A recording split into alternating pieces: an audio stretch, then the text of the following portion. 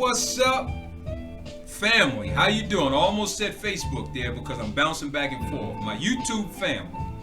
All right, so I have another guest back to back. I had my first guest, now I have my second guest. Now this particular young blood, he from the young nation, y'all. So I met this guy some time ago, and from there on, we've always been connected. He's been doing his thing. He's out on the road as a truck driver. He's actually working right now. So I do want to give thanks to the young people who got their heads together and their feet on the ground and doing what they're supposed to do as being, you know, righteous. Or I ain't gonna say he's righteous 100, but he's a good dude. All right. So let me introduce to you my young blood, my homie, Mr. Carter. How you doing, bro? Oh, gee, what's going on? Doing good, my friend. Doing good, brother.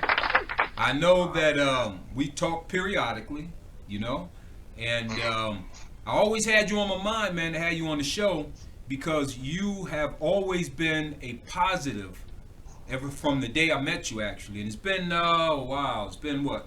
Oh, man. If I had to actually think about it, 5 to 6 years, right? Or more. Yeah, it's probably a little more than that. It's been a while. We're just going to call it a while. Yeah, because your son now is how old? 3. He's 3 years old, yeah. And I remember. That was way before my son, so that's at right. least 6 years, we'll call it. Yeah, at least that. At least that. So, my brother, tell us a little bit about you. Let's start there. You know, who are you? Who's Carter, man? My name's Carter, 29 years old, from a small town called Lake City, South Carolina. All right. For those who don't know, that's like, say, 15, 20 minutes south of Florence or an hour from Myrtle Beach. I'm pretty sure people know those two places. So right. Most people know. Yeah. No, most people know Myrtle Beach. Yeah. As soon as I say Myrtle Beach, they okay, yeah. So that's the general area I'm from. Yes, sir. You know, small town country boy, truck driver, as he said, on the road right now. Didn't plan to be, but okay, you know, making that extra money, brother. That's what's up. That's one thing. Yeah, well, see, now that's one thing. Ever since I've known you, you ain't had no problem getting out there and putting that hustle in. You know. Oh no. Yeah, not a problem, bro. That's one thing I think why me and you got cool, because I was out there grinding, you was out there grinding. And we happened to meet at a particular trucking company. We both started at the same time, right? Yeah. Right. And from that point on, I ain't gonna talk about that company because I'm pissed off with them, like we all should be. But at any rate, we met there, and I think we had a basic thing in common, man. And you played the acoustic? Well, I was starting to learn to play bass at the time, but I grew up as a drummer. I started playing drums. Yeah. In 5th grade, and then I think just over the conversations we was having, I think I mentioned I played drums, and you said you played bass and stuff. So yeah, that's right. Just another thing we ended up having in common. Yeah, I thought that was pretty cool, man. We never had to get, we never got together to jam yet. So I gotta get some of the dust knocked off of me because I got my guitar sitting over there gathering dust right now, bro. Man, I'm scared to sit behind the set right now. I don't know what I'm gonna sound like. To be honest. Yeah. Hey, it's all good though, bro. Hey, it's just like swimming, man. It'll come back to you as soon as you jump in, right? Yeah, you never really lose it. You just got to get back in shape, as they say. Yeah. Like basketball, drums, and it's all the same. You just got to practice and get it back. Yeah, no doubt. Yeah. So your son is 3 years old, man. How does it feel to be? Well, let me back up a little bit. Because you guys, you are married as well, and I think you've been married for 3 years, right? Yeah. Hey, congratulations, man! Congratulations to the marriage. Seems like everything's in order, brother. Yes, sir. Yeah. Appreciate it. Yeah, man, that's great. That's great. And then soon after, you guys introduced the son, right? Well, I got all my stuff out the way in the same year. Got married and had a kid the same year. So. Hey, was that planned? Was it planned that way, brother, or what? No, definitely wasn't planned. Definitely. Oh, okay. I thought you had it. thought you had it all planned out, bruh. Man, no. What? It was a blessing. Yeah, no at doubt. the same time. So No doubt. I can imagine. 3 years old right now. Woo-wee. Yeah, he's probably all over the place, man. Yeah, we're getting into this, and now he really starting to learn. You know, before it was just learning how to say words, and now he's really coming to understand what they actually mean coming out of his mouth. So, but he's still trying to learn how to put them together. So now he's just saying random words. Okay. And oh boy, I was like, man, I wish we go back to the days you were quiet. You know what I'm saying? Oh, didn't know how to say anything. It gets better, bro. You wait till the questions really start coming. Yeah. That's gonna be amazing, man. It's gonna be like back to back. You gotta have an answer for him, though. You know? Yeah. Give him an answer, bro. So yeah, man. Hopefully, I have the right answer. Well, hey, even if it ain't right, you know what I'm saying? Give him the best, the best knowledgeable answer you can, and we have social media. You know, so hey, look it up, son. Look it up, right? You know, go to Google or something, right? But yeah, man, that is it's a beautiful thing to see, and we need to see more of it. And being that I have a small platform that I would love to you know, showcase young people doing some positive things. You know, so and you're one of them, like I mentioned before, and you and your wife, I should say, because it takes two, right? So I do want to thank you, brother, for being the positive one of the young bucks running around. You know what I'm saying? So what else have you been kind of doing other than, I know you've been truck driving, right? But I remember also we had a conversation about getting a fleet. Now, have your mind changed since then, and what's the new plan, if you don't mind sharing it with us? Yeah, my mind's definitely changed. You know how it goes with more information. You know, with more knowledge, you try to grow and adjust in life. So, right now I'm just at the point where I'm trying to take my money I make in trucking and put it in other things that you know aren't trucker related. You know, because I know, just as you know, one day you know you're not gonna drive trucks for the rest of your life. You got that right. You know, one day you're gonna get out the truck and. You know, for a lot of us truck drivers, you know, this is all we know.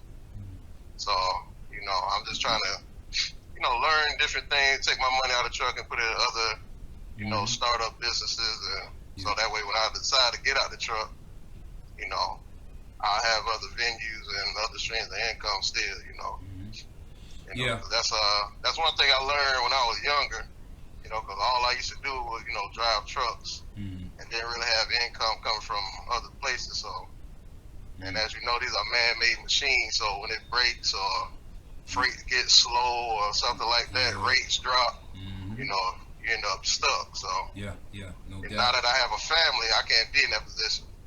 So, well, that's the beauty about having a CDL, isn't it? That you can literally get a job almost in any state. Right. You know, so wherever you decide to, you know, move to, or sometimes you can be, you know, relocated, you know, in the truck business. But, you know, you 29, man. You still young, bro. My goodness. Yeah, I'm still young, but, you know, I don't want to wait, you know, I don't want to wait another 20 years and then try to, you know, come up with some type of, I'll say backup. I don't like saying backup plan, but I'm going to say it just, you know, for clarity. All right, you don't like saying back up, but I understand you though. I feel you. You know. Right. So you got to have plans A, B, and C because A may not always work. B. That's true. B is a possibility. C is the ultimate backup because now your back is to the wall and you got to see your way out of it. Okay, I got you. You know. So, but yeah, man. I have been thinking. You know, I would love to come down there to South Carolina. And if I come down to South Carolina to yell at my boy, you know, how you going to show me around? I mean, what is there to really do out in South Carolina, man? It kind of depends. Now, put him on the spot, y'all. Put him on the spot. Go ahead, bro. I'm listening. I put you on the spot. I'm telling the people. I put you on the spot just now. Go ahead. I feel like it kind of depends what are you into? Right. Let me start. Firstly, is I'm from South Carolina, so it's not really a whole lot to do. I'm not from New York City or something. Okay. But if you're into the outdoors and stuff, or if you're into like seafood and stuff like that, Oh yeah. I'm down. Golf or something like that, then South Carolina is a type of state you can come visit. But outside of that, it's not really a whole lot to get into. So you're not too far from Savannah, right?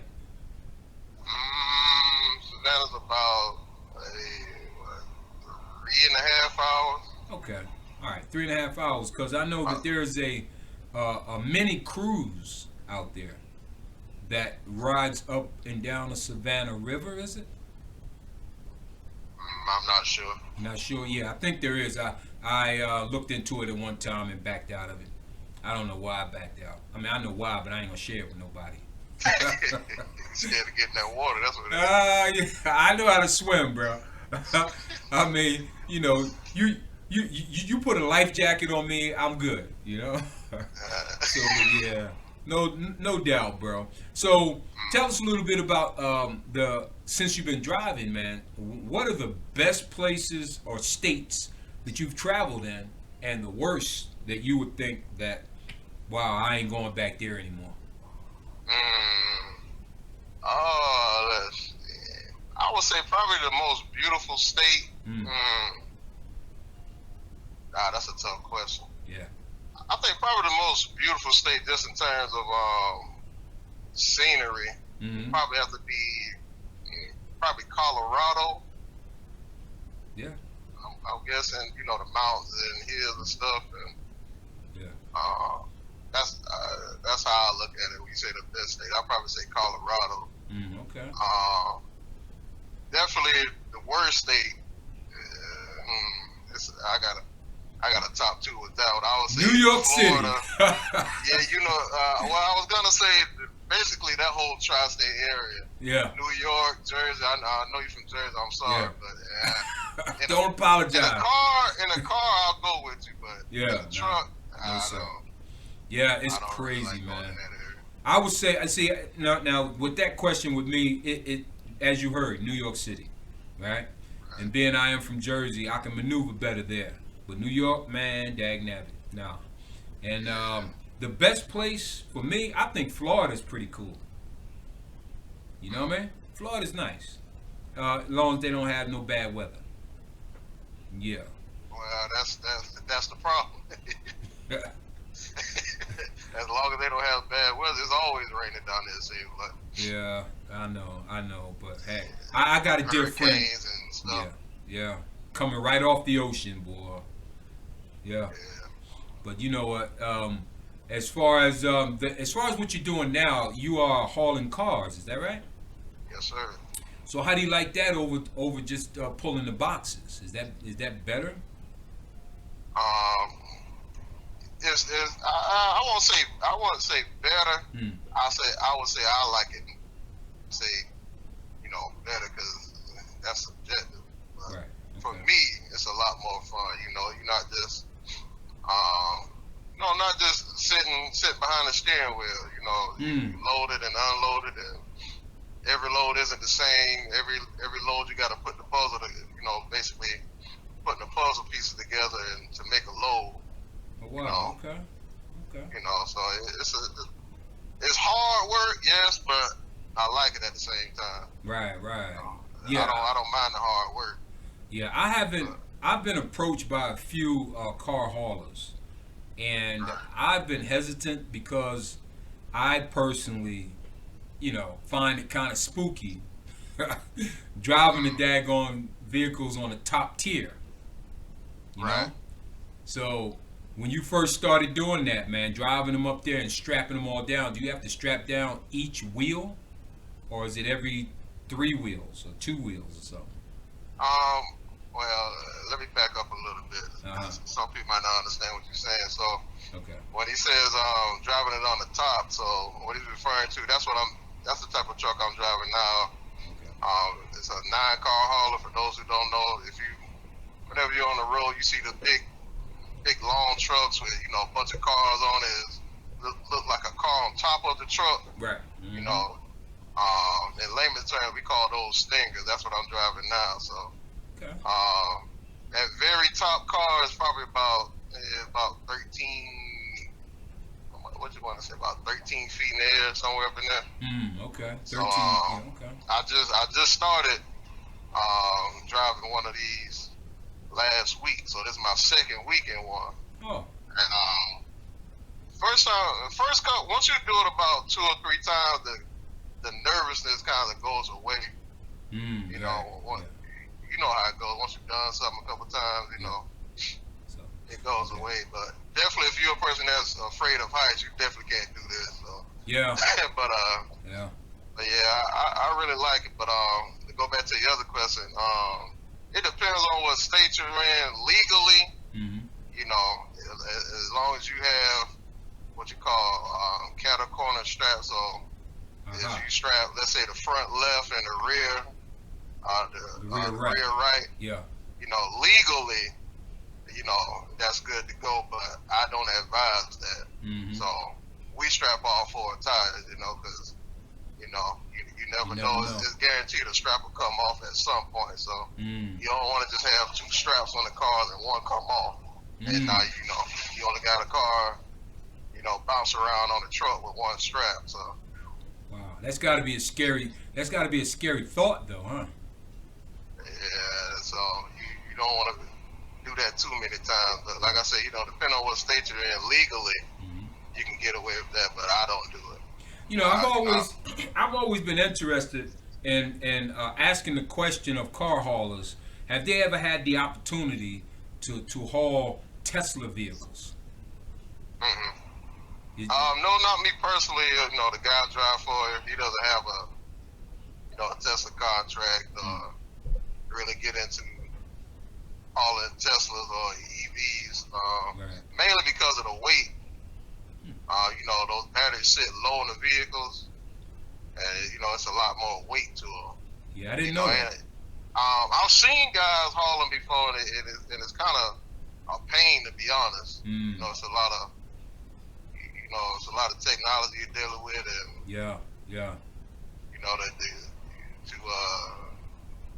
it's a lot of technology you're dealing with, and how technology acts up sometimes. And with the EV, it's not like you can jump it off and it'll crank up or something. That's not how they work. So if you get one that's dead or something, you run into some problems like that. So me personally, I don't really have an interest in hauling them. I will, if they paying correctly, but well, from what I hear, man, they pay very well. Tesla, anything. Yeah, all money isn't good money. You know that. Yeah, I know that. Yeah, that's something we had to learn the hard way, huh? The hardest way, yes, sir. I know I did, bro. But yeah, man. So you say that you will probably be into this trucking business for, all right, you're 29 now. You're looking. Well, let's just back up a little bit. As far as advising people who are looking to get into the trucking business, that's a bit younger than you, what advice would you give them to get started? The advice I give anybody, whether they're younger than me, older than me,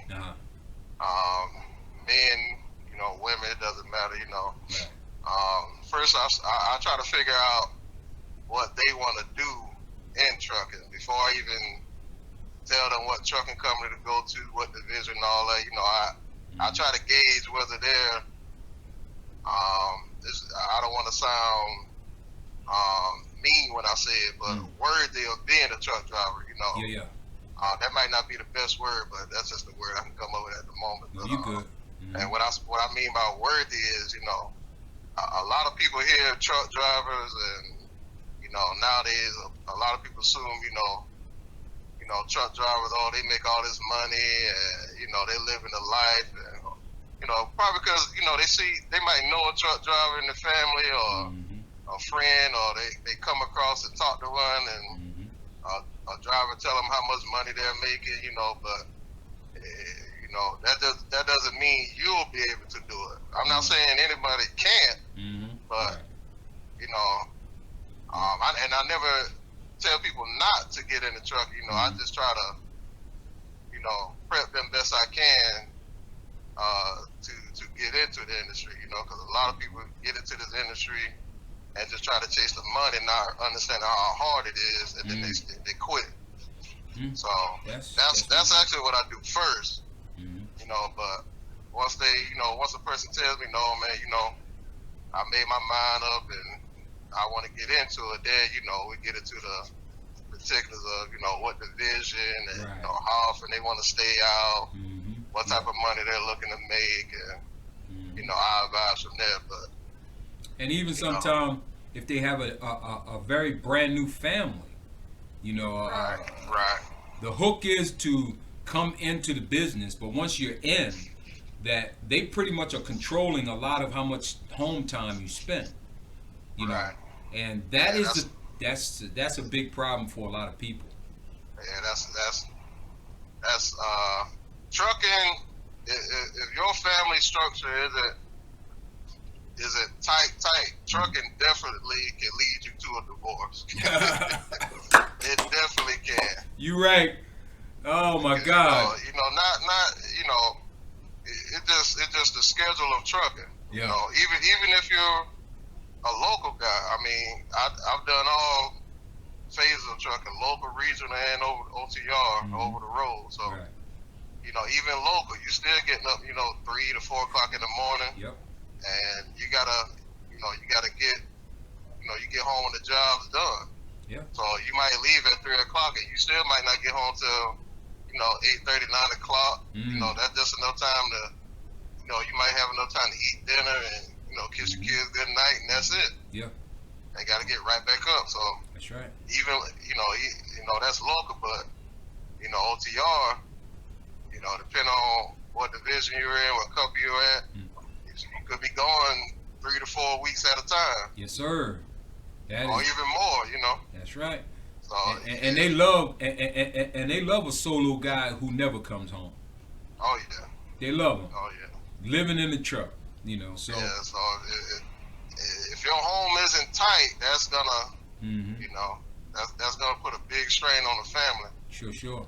That's 100, and that's the truth, and that's the type of information I think that recruiters should be straight up honest and let them know that it's not the gravy that you think it is at the beginning, because you have to earn your stripes.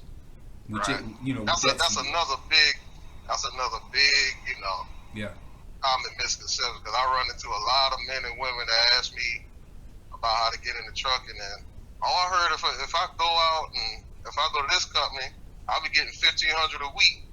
Well, you can, but you personally aren't gonna get that because you're just starting.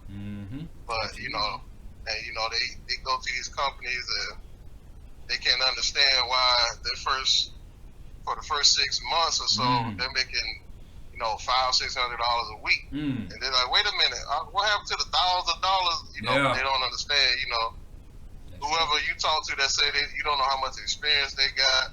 You don't know if they're a team driving. You don't know if they're an owner operator. All you heard was a bunch of numbers that you thought sounded good, but you don't know how they got those numbers. You know what I'm saying? So that's right. I run into that all the time. You know, that's why. And that's the hook for the most part, man. That's the hook. That's how you catch your fish for a company. You know, you dangle that money in front of them, and you tell them the avenues on how they can get it, but they don't tell you at the very beginning you're not going to receive that money. Not straight off. You're not. First off, if they even promise you a sign-on bonus, that you have to still prove yourself in order to receive that. That might be, they're going to break them up in little increments most times, you know? And if you can make the first 3 to 6 months, then you'll get that portion. And then if you can do it again, then you get that portion. If that's the whole amount within a year, then there you are. You know, they stretch it out over a year. So yeah, that's one thing that I love to do, and that is to be brutally honest. You know, regardless on, you know, if I've been a truck driver for 18 years, I'm still going to tell people, like I always do, you know, the ups and the downs about the business. You know, and you have to really, really want it to come out here and stick with it. You gotta want it, you know. And I think you've done very well, man, for a young for a young guy, man. Right. From the first day I met you, anyway. Like I said, you was always about that grind.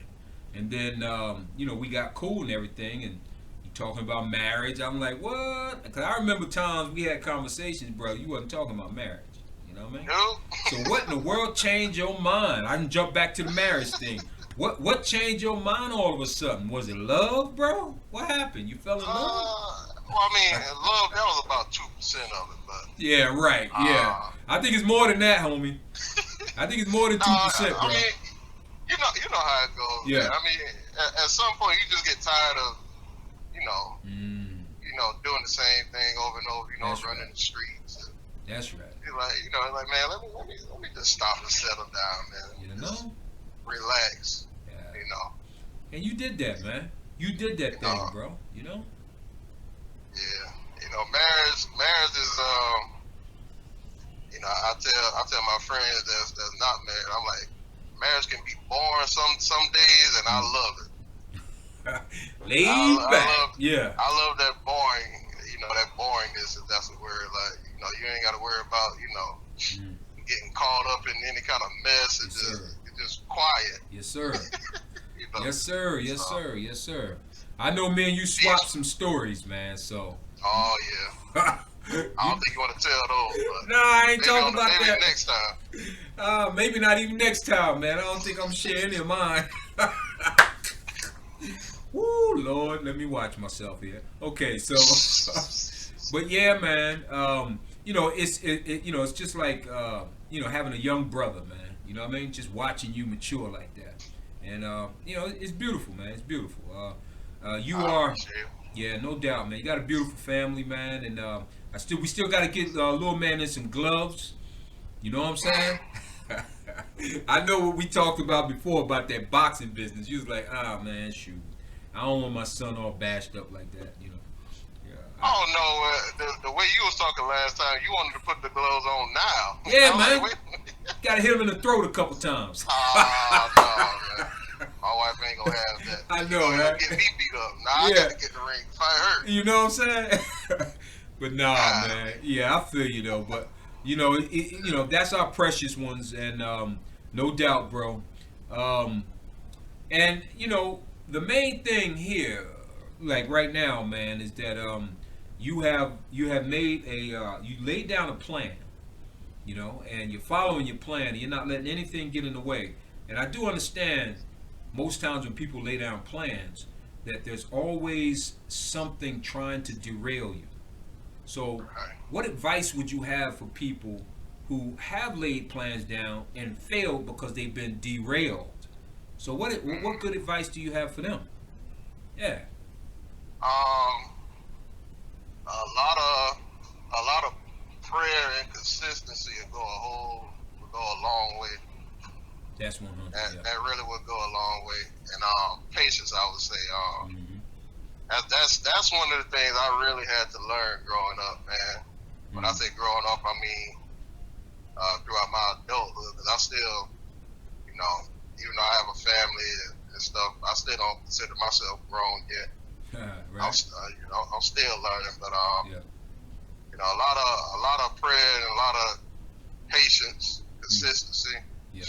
Even in the down times. I mean, me personally, like, to back up and tell my story a little bit. So, when I first started in trucking, I was a local driver for Coca-Cola. And, going in the truck stops and delivering drinks. You talk to truck drivers and see the big trucks, as I call them. That goes back to what I was telling you earlier. About getting in the truck and trying to chase money. I would talk to the older truckers, and I look at what type of truck they driving and listen to how much money they say they was getting. I'm like, man, I compare the money they were telling me they were getting to what I was making at Coke. I think I was making like $500 a week or something, $600 a week or something at Coca-Cola. And I'm like, man, I gotta get that. So,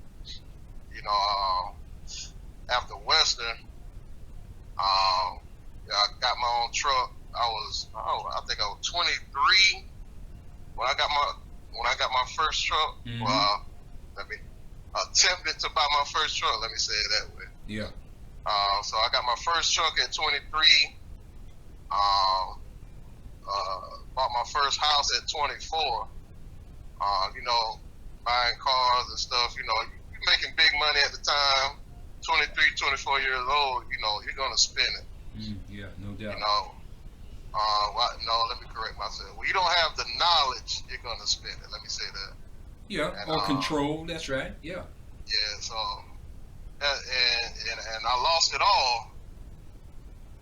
After that, not because I wasn't working or just being frivolous with my money. You know, growing up, I didn't know anything about money. You know, I always like to say I grew up broke, not poor. You know, my parents. You know, we never lived on the street, and they always made sure clothes was on my back, and they fed me every day, but it wasn't much after that, you know? Right. So I didn't grow up knowing, really how to save money.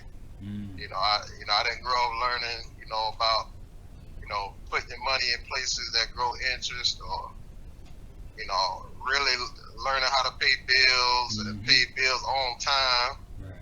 You know, I didn't really have anyone to teach me that. So you take a 23-year-old or 24-year-old, and you start giving them the kind of money I was making with my own truck at that time. He's more than likely he's gonna mess it up if he doesn't know any better. Yeah, that's true. So that's why now today, that's why I have more money today as a 29-year-old. Than as a 24-year-old, but I don't make, the type of money I was making as a 24-year-old. But that's just because I understand, not fully understand, I don't know everything, but, I know a lot more today about how money works and where to put the money to really save it and, retirement and mutual funds and stock market, investing in the stock market. Yeah. Money management. Money management. Money. I just didn't know. I was learning on the fly. I was trying to do everything by myself, and moving fast. I was doing the right things at the wrong time. That's the best way I could. Well, I remember you used to say that, and I just think that like I said before, and I would always say this about you. Anytime that I talk to young people and they have a story to tell me and they have a problem trying to get out of a negative, and I would always use you as an example. One, you're one of the young people that I would use as an example. And I've watched you go from that 23-year-old to this 29-year-old and more responsible and managing a lot better, and it's just one of those things. It's great being older, to watch people grow right in front of your eyes. And that's kind of what I've had the pleasure to do when it comes to meeting younger people, So listen, man, one thing I do realize about having this channel is that some of the conversations go so quickly, man. And here it is now. We got to the end of our time once again, and it went pretty quickly, And this is the thing that I love about doing it this way. Of course, in the future, it will change into a complete podcast. But for now, this is basically just people visiting my channel and friends and family supporting me.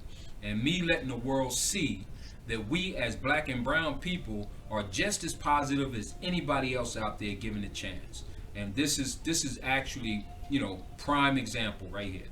So, Carter, I want to thank you again, my brother, and I want to have many more conversations with you in the future, bro. So. Oh yeah, most definitely. Hey, yeah, because we got some other things to touch on, bro. You know what I mean? And some of them stories that we swap back and forth, we may have to kind of share a little bit of them. Ooh, Lord, that'll be something. But I'm down to be down, but. Yeah. Hey, man, I ain't scared. Tell you like that. I am. I'm being honest. I'm scared. I don't know which stores you trying to go to. That's why I'm scared. We can talk about it. Hey, it's all good though, man. One thing I do know that you are a changed person in the 6 years that I've known you. Okay, so the stories that I may have to say that you shared with me, because there's a lot you have not shared with me, but the ones that you have shared with me is not going to be so damaging considering who you are today. So that's just growth, bro. You're just going to share growth like so will I, you know? And brother, thank you again. Thanks again. And one love to you and the family, and especially little man.